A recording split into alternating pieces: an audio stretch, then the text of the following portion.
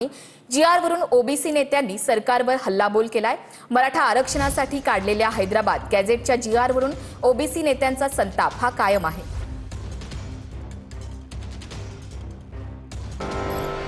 Hyderabad गॅझेटच्या G.R.. वरून OBC नेत्यांचा संताप कमी होताना दिसत नाहीये।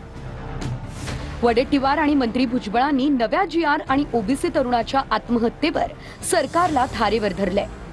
मला वाटतं की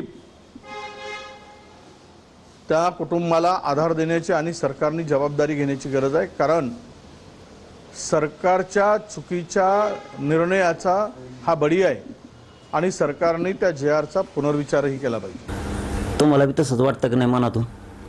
तुम्हाला तरी ओबीसीचा नेता म्हणून धरतोय का तो? तुम्हाला तर बोललो बी नाही वडेट्टीवार साहेबाला आम्ही। तुम्हाला काही शब्दांत दुखविलं का? तुम्हाला काय बोललोत का? तुम्ही किती प्रयत्न करता, तुमचा किती अट्टाहास आहे, किती धडपड चालली तुमची ओबीसीचा नेता व्हायसाठी, होऊन देते का तुम्हाला? तुम्ही ईडब्ल्यूएस पण घ्या, मराठा आरक्षण पण घ्या, कुणबी म्हणून पण घ्या, आणि बाकीचं जायचं कुठे? ते भटके आहे मग तो आणि सगळं मराठा समाज इतरांपेक्षा फार पुढारलेला आहे। सुप्रीम कोर्टाने म्हटलं तू शांत होऊन देणार, त्याशिवाय तो राजकारण पोळी भाजत नाही ना, त्याशिवाय तो राजकारण धकतच नाहीये। तू कोणत्याही पक्षाला ओबीसीचं नाव सांगूनच मंत्री होतो, आमदार होतो। सरकारमध्ये मंत्री असूनही भुजबळांनी जी.आर. विरोधात आघाडी उघडली आहे। यावरून राऊतांनी सरकारवर टीकेची झोड उठवली आहे। मंत्र्यांचे खून पडले तरी मला आश्चर्य वाटणार नाही। गँगवॉर होईल कॅबिनेटमध्ये एक दिवस या विषयावर मी वारंवार सांगतो आहे, आणि मी असं सांगितल्याबद्दल मला माओवादी ठरवता येत नाही। मी सत्य सांगतो, ज्या प्रकारचा संघर्ष कॅबिनेटमध्ये चाललेला, मग भुजबळजी असतील, मग इतर समाजाचे लोक असतील, ज्या प्रकारचं सरकारमध्ये जो संघर्ष टोकाचा, स्वतः भुजबळ म्हणतात अराजक होईल। इथं तुमच्या पोटामध्ये कितीही असेल की महाराष्ट्रामध्ये अराजकता माजावी, महाराष्ट्रामध्ये मंत्र्यांचे खून पडावे, ही तुमची सुप्त इच्छा असली तरी ती तुमच्या स्वप्नात देखील पूर्ण होणार नाहीये। दरम्यान ओबीसींच्या मुद्द्यावर विरोधी पक्षात असूनही वडेट्टीवारांनी भुजबळांची साथ दिली आहे।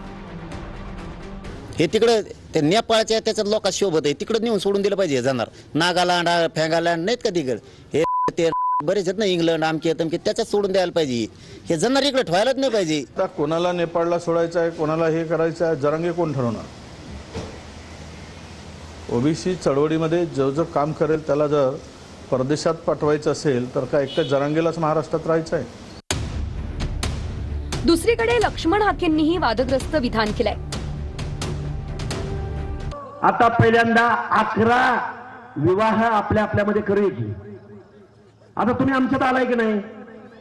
11 विवाह केले पाहिजेत का नाही केले पाहिजे? आता काय जात पात राहिलं का? आता सगळे सोयरे राहिलं का? आता पाटील शांडवकुळी क्षत्रिय काय राहिलं का? आता पहिल्यांदा 11 विवाह जाहीर करा। आमच्याकडे 11 पोरं आहेत बरं का। अरे हाके, तुझ्या बापाला सांग, तुझी जर बहीण शिल्लक असेल, तुझी मुलगी शिल्लक असेल, तर एका बागवानाच्या घरी तुझा बाप सुरी घेऊन जाणार आहे का, भाकरी घेऊन जाणार आहे का? आता एक दिवस असा येईल, तू समोरच्या दिवशी भेट, तुला 2 थुबडीत नाही आणले तर माझ्या बापाचं नाव बदलणार। एकदा होऊन जाऊ दे समोरासमोर, लक्षानं माझ्या समोर यावं आणि सांगावं तुझी पोरगी तू द्यायला तयार आहेस का आज मुसलमानाच्या? चल।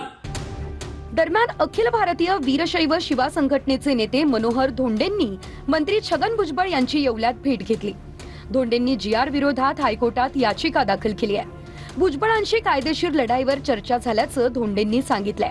मात्र धोंडेंच्या नांदेड जिल्ह्यातल्या आश्रमशाळेत मराठा विद्यार्थ्यांनी बहिष्कार टाकल्याची बातमी समोर आली आहे। प्राथमिक आश्रमशाळेत मराठा समाजाच्या 21 पालकांनी त्यांच्या पाल्यांच्या टीसी काढण्यासाठी काल अर्ज दिल्याची माहिती मुख्याध्यापकांनी दिल्याचं धोंडेंनी सांगितलंय।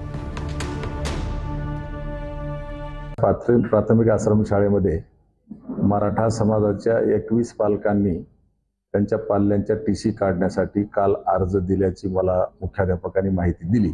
जी.आर. रद्द करायला मुंबई उच्च न्यायालयामध्ये याचिका दाखल केली म्हणून मराठा पालकांनी टीसी काढायचा अर्ज दिला असं त्यांनी सांगितलं, आणि तशा प्रकारच्या प्रसिद्धी माध्यमाला आज बातम्या पण आहेत। मला असं वाटतं हे अज्ञान आहे।